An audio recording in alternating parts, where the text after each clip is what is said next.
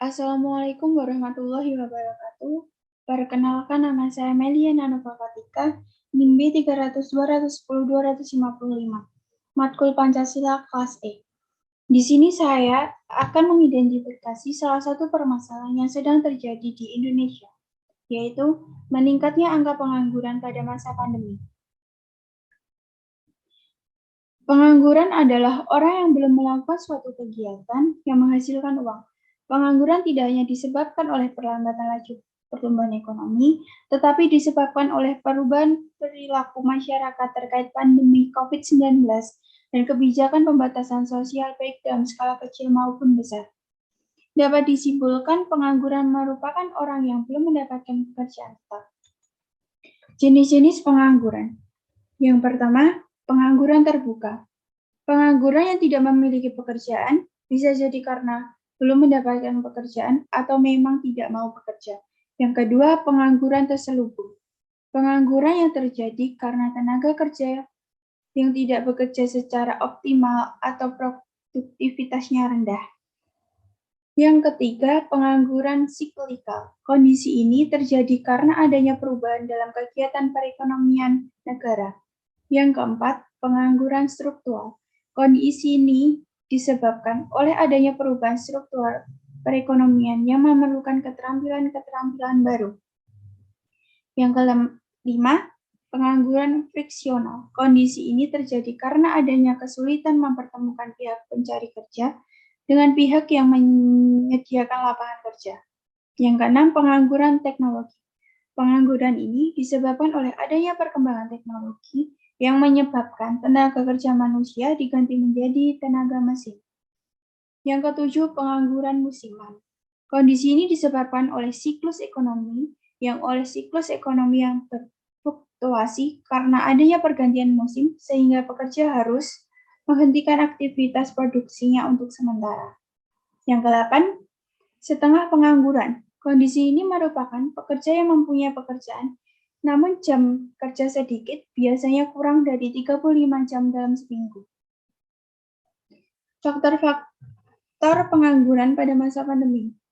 Yang pertama, pemutusan hubungan kerja atau PHK. Yang kedua, banyak perusahaan-perusahaan yang menutup atau ditutup operasionalnya.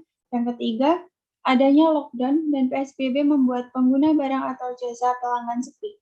Yang keempat, adanya rasa takut yang tinggi atas aturan pemerintah yang menyuruh untuk di rumah saja. Dampak pengangguran. Di saat pandemi, dampak bagi perekonomian, yang pertama, penurunan pendapatan.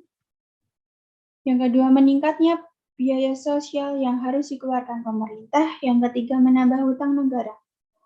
Dampak bagi masyarakat, yang pertama, menimbulkan ketidakstabilan politik dan sosial. Yang kedua, dapat memicu terjadinya aksi kriminalitas atau kejahatan. Yang ketiga, menghilangkan keterampilan seseorang karena kemampuan yang tidak digunakan. Selanjutnya, solusi pemerintah terkait dengan pengangguran, mengoptimalkan program Kartu Prakerja, di mana program ini menjadi basis data pengangguran yang real-time. Mendorong kepada dunia usaha melakukan pemberanian inisiatif agar mereka mengoptimalkan alternatif untuk mempertahankan tenaga kerja mereka dibandingkan dengan PHK. Yang ketiga, mengusahakan dengan mengupayakan agar pandemi ini cepat berlalu sehingga keadaan bisa kembali seperti semula. Keterkaitan dengan sila Pancasila. Pancasila merupakan dasar negara yang kita seharusnya menjadi pedoman hidup berbangsa dan bernegara. Dari kasus yang saya ambil, yaitu meningkatnya angka pengangguran pada masa pandemi, tersebut adanya terkaitan dengan sila-sila Pancasila, yaitu sila kedua, kemanusiaan yang adil dan beradab. Dalam sila ini memiliki keterkaitan, yaitu bangsa Indonesia harus saling bahu-membahu untuk menjadi bangsa yang berkualitas. Baik, sekian presentasi yang bisa saya sampaikan. Mohon maaf bila ada salah kata. Terima kasih. Wassalamualaikum warahmatullahi wabarakatuh.